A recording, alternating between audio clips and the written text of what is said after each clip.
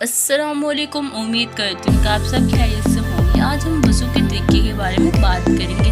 درود شریف کی فضیلت۔ اللہ عز و جل کے محبوب حضرت محمد صلی اللہ علیہ وسلم کا ارشاد مبارک ہے، جس نے مجھ پر 100 مرتبہ درود پاک پڑھا، اللہ تعالیٰ اس کی دونوں آنکھوں کے درمیان لکھ دیتا ہے، یہ نفاق اور جہنم کی آگ سے آزاد ہے، اس سے بروز قیامت شہداء کے ساتھ رکھا جائے گا۔ اس کے بعد آتا ہے اگلے پچھلے گناہ معاف کروانے کا نسخہ۔ حضرت سیدنا عمران رضی اللہ عنہ سے روایت ہے کہ حضرت سیدنا عثمان غنی نے وضو کے لیے پانی منگوایا، جبکہ آپ ایک سرد رات میں نماز کے لیے باہر جانا چاہتے تھے۔ میں نے ان کے لیے پانی لے کے حاضر ہوا تو آپ رضی اللہ عنہ نے اپنا چہرہ اور دونوں ہاتھ دھوئے۔ یہ دیکھ کر میں نے عرض کی، اللہ عز و جل آپ کی کفایت کرے، رات تو بہت ٹھنڈی ہے۔ تو آپ رضی اللہ عنہ نے فرمایا، میں نے نبی کریم صلی اللہ علیہ وسلم کو فرماتے ہوئے سنا، جو بندہ کامل وضو کرتا ہے اس کے اگلے پچھلے گناہ معاف کر دیے جاتے ہیں۔ اس کے بعد آتا ہے گناہ جھڑنے کی حقائق۔ الحمدللہ عز و جل وضو کرنے والے کے گناہ جھڑتے ہیں، جو لوگ وضو کرتے ہیں ان کے گناہ کم ہو جاتے ہیں۔ اس زمن میں ایک ایمان افروز حقائق نقل کرتے ہوئے حضرت علامہ عبدالوہاب شیرازی نظر فرماتے ہیں، ایک مرتبہ امام عظیم ابو حنیفہ رضی اللہ عنہ جامع مسجد کوفہ کے وضو خانے میں تشریف لے گئے تو ایک نوجوان کو وضو بناتے ہوئے دیکھا، اس سے وضو میں استعمال شدہ پانی کے قطرے ٹپک رہے تھے۔ آپ رضی اللہ عنہ نے ارشاد فرمایا، اے بیٹے، ماں باپ کی نافرمانی سے توبہ کر لو۔ اس نے فوراً عرض کی، میں نے توبہ کی۔ ایک اور شخص کے وضو میں استعمال ہونے والے پانی سے قطرے ٹپکے دیکھے تو آپ رضی اللہ عنہ نے اس شخص سے ارشاد فرمایا، اے میرے بھائی، تو زنا سے توبہ کر لے۔ اس نے عرض کی، میں نے توبہ کی۔ ایک اور شخص کو وضو کے قطرے وہی ٹپکتے ہوئے دیکھا تو اس سے فرمایا، تو شراب نوشی اور گانے باجے سننے سے توبہ کر لے۔ اس نے عرض کی، میں نے توبہ کی۔ سیدنا امام عظیم ابو حنیفہ رضی اللہ عنہ سے پرکشف لے کر باعث چونا کے لوگوں کے عیوب ظاہر ہونے، یعنی ان کے جو لوگ تھے ان کے گناہ ان پہ ظاہر ہو جاتے تھے، لہٰذا آپ رضی اللہ عنہ نے بارگاہ خدا بندی میں اس کشف کے ختم ہو جانے کی دعا مانگی۔ اللہ عز و جل نے دعا قبول فرما لی، جس سے آپ رضی اللہ عنہ کو وضو کرنے والوں کے گناہ جھڑنے نظر آنا بند ہو گئے تھے۔ اس کے بعد آتا ہے قبر میں آگ بھڑک اٹھی، یعنی قبر میں آگ بھڑک اٹھی۔ حضرت سیدنا عمر بن رضی سے روایت ہے کہ ایک شخص انتقال کر گیا جس کو لوگ متقی اور پرہیزگار سمجھتے تھے۔ جب اسے قبر میں دفن کیا گیا تو فرشتوں نے فرمایا، ہم تجھ کو اللہ تعالیٰ کے عذاب کے 100 کوڑے ماریں گے۔ اس نے پوچھا، کیوں مارو گے؟ میں تو تقویٰ و پرہیزگاری کا اختیار کیے ہوئے تھا۔ فرشتوں نے فرمایا، چلو 50 کوڑے ہی مار دیں گے۔ اس پر وہ شخص برابر بحث ہی کرتا رہا، یہاں تک کہ وہ فرشتے ایک کوڑے پر آ گئے اور انہوں نے عذاب الہی کا ایک کوڑا مارا، جس سے تمام قبر میں آگ بھڑک اٹھی۔ تو اس نے پوچھا کہ تم نے مجھے کوڑا کیوں مارا؟ فرشتوں نے جواب دیا، تو نے ایک دن جان بوجھ کے بے وضو نماز پڑھی تھی اور ایک مرتبہ ایک مظلوم تیرے پاس فریاد لے کے آیا، مگر تو نے اس کی مدد نہیں کی۔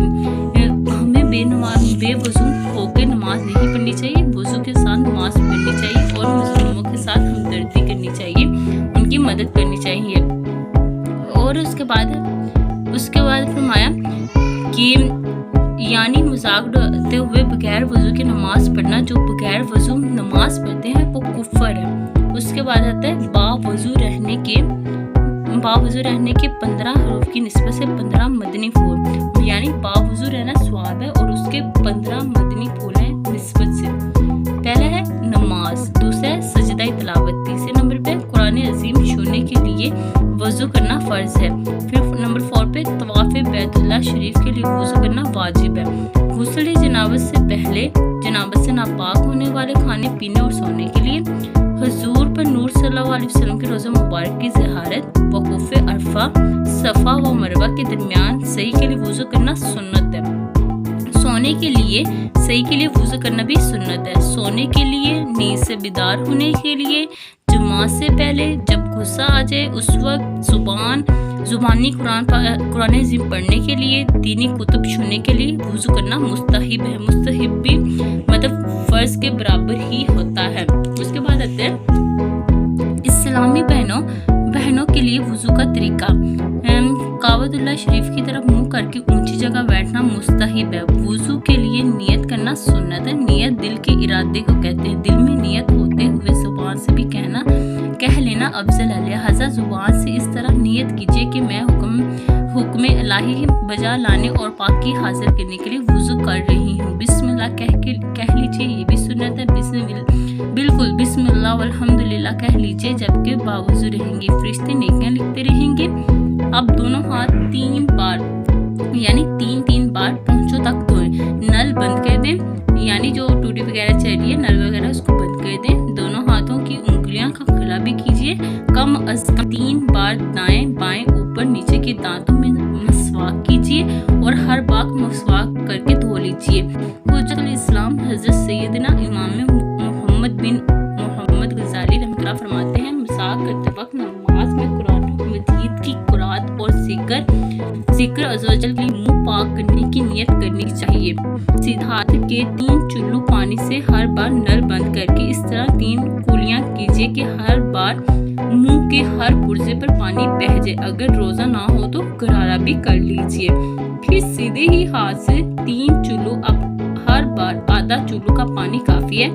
हर बार नल बंद करके 3 बार नाक में नरम गोश्त तक, यानी नाक की जो नरम गोश्त तक पानी चढ़ाएं। अगर रोजा ना हो तो नाक की जड़ तक पानी पहुंचाएं।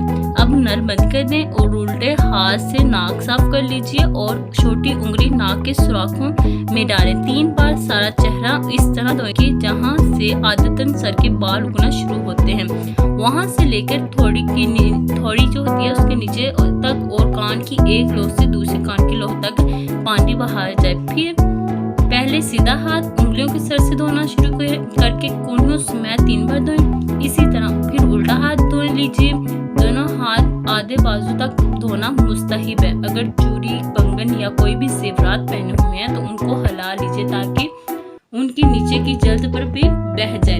अगर उनको हिलाए बगैर पानी बह जाता है तो हिलाने की हाजत नहीं, और अगर बगैर हिलाई या बगैर उतार दें पानी नहीं पहुंचेगा तो पहली सूरत में हिलाना और दूसरी सूरत में उतारना जरूरी है। अक्सर इस्लामी बहनें चुल्लू में पानी लेकर पहुंचे से 3 बार छोड़ देती हैं। कूनी तक बहता चला जाता है। इस तरह करने से कूनी और कलाई की करवटों पर पानी ना पहुंचने का अंदेशा है। लिहाजा बयान करदा तरीके पर हाथ धोएं। अब चुल्लू भर पर कोहनी तक पानी बहाने की हाजत नहीं, बिल्कुल बगैर इजाजत शरी ऐसा करना ये पानी का इसराफ है। अब नल बंद करके सर का मसा इस तरह कीजिए कि दोनों अंगूठों और कलमे की उंगलियों को छोड़कर दोनों हाथ की 3 उंगलियों के सिरे एक दूसरे से मिला लीजिए और पेशानी के बाल या खाल पर रख कर जरा सा बात कर दीजिए। खींचते हुए गुदी तक इस तरह ले जाइए कि उसके दौरान उन उंगलियों का कोई हिस्सा बालों से जुदा न रहे मगर हथेलियां सर से जुदा रहें। सिर्फ उन बालों पर मसा कीजिए जो सर के ऊपर हैं। फिर गुदी से हथेलियां खींचते हुए पेशानी तक ले आएं।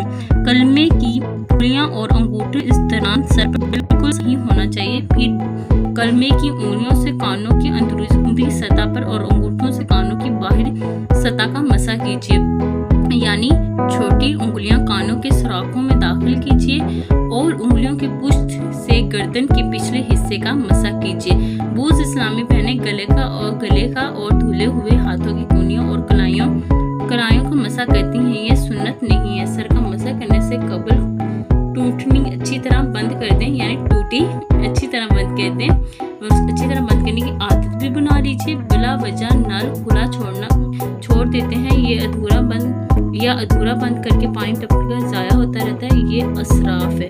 अब पहले सीधा फिर उल्टा पाँव हर बार उंगलियों से शुरू करके टुकड़ों के ऊपर तक बिल्कुल मुस्तहिब है। आधी पंडली तक 3 बार धो लीजिए। दोनों पाँव की उंगलियों का खिला करना सुन्नत है। उम्मीद करती हूँ आपको मेरी वीडियो पसंद आएगी। लाइक करें, कमेंट करें, शेयर करें, सब्सक्राइब करें। जज़ाकल्लाह। अगले वीडियो में हम वज़ू के बाद की दुआ के बारे में, जन्नत के दरवाज़ों के बारे में, इन चीज़ों के बारे में हम बात करेंगे। जज़ाकल्लाह।